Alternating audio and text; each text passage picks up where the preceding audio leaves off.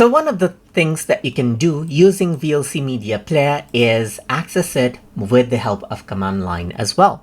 So I have a command prompt opened up right here. You can access command prompt by going to the start menu and by typing command prompt. So here what I'm going to do is access out the directory where I have my VLC installed first.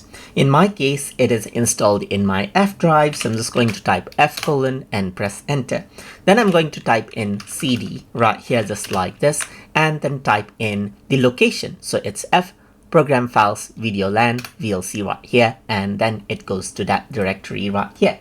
So now what you can do is you can simply start typing in the prompt. For example, over here you can see that I have my video right here in C drive sample folder right here, just like this. So let's just go ahead and copy this out right here, and let's say I want to play the video sample 1.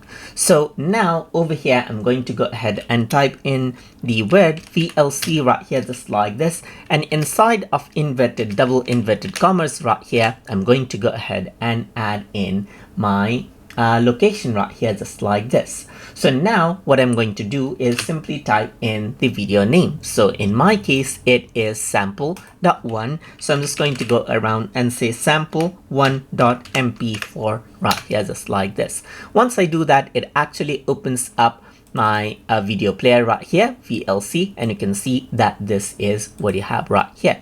If you want to go ahead and play your a video full screen itself, then what you can simply do is go ahead at the end, type in double dash right here and type in full screen right here, just like this. And then what happens is that it'll start directly full screen right here, just like this as well. So this is how you can actually go ahead and use VLC with the help of command line as well. So I hope you guys learned something as always.